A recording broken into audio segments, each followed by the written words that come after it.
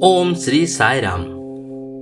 1996 ईस्वी को प्रशांति निलयम में भगवान श्री सत्य साई बाबा की अमृत वाणी प्रेम मनुष्य को भगवान की ओर ले जाता है। दिव्य नाम को अपने सबसे बड़ी संपत्ति मानो। मनुष्य के लिए उचित भोजन और उत्तम आचरण अत्यंत आवश्यक है। कैसा आचरण होना चाहिए? अपने बड़ों का आदर करो, उनके प्रति विनम्रता और शिष्टाचार रखो, अपने शिक्षकों का सम्मान करो, अपने माता पिता की पूजा करो और उनकी आज्ञा पालन करो। भगवान श्री राम इतने महान और पूजनीय क्यों बने? क्योंकि उन्होंने अपने माता पिता की आज्ञा का पालन किया।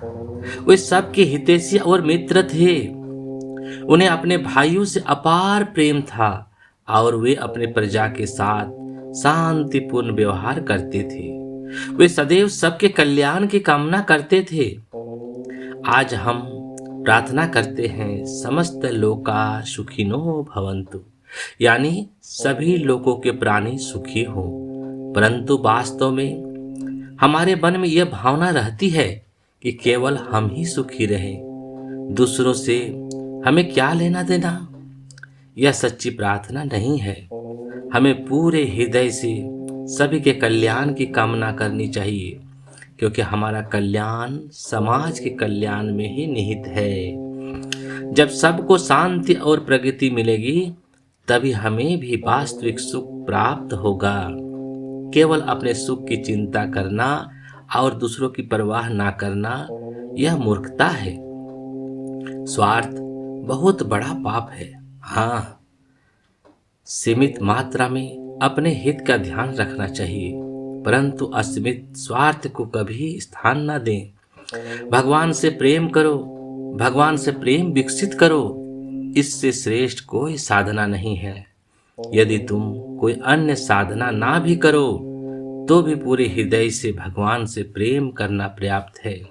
मीरा ने भी कहा, पाओ जी मैंने नाम रतन धन पायो।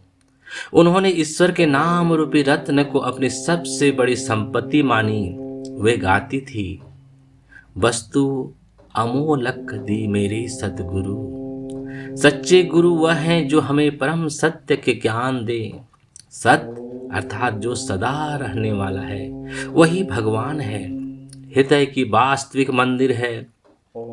हृदय ही वास्तविक मंदिर है। जब मीरा के पति ने उन्हें मंदिर छोड़ने को कहा, तो वे बहुत दुखी हुई।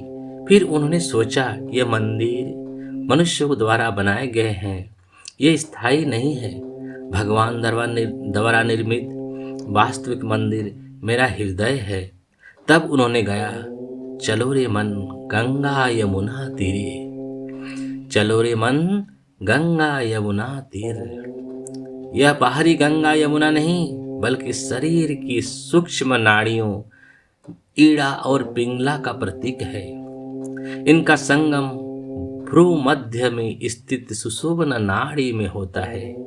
जब हम श्वास लेते और छोड़ते हैं, तब भीतर सोहम की ध्वनि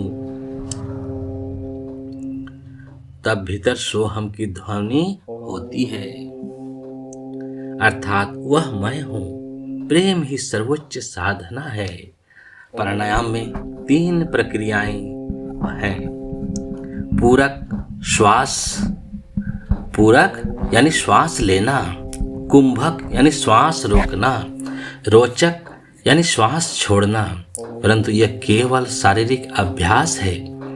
यदि तुम अपने हृदय को भगवान के प्रेम से भर लो, तो वही प्रेम तुम्हें भगवान की कृपा दिलाने के लिए पर्याप्त है। अतः प्रेम के सिद्धांत को विकसित करो और प्रेम के माध्यम से भगवान को प्राप्त करो। प्रेम ही मार्ग है, प्रेम ही साधना है और प्रेम ही परमात्मा तक पहुंचने का माध्यम है। ओम श्री साई राम।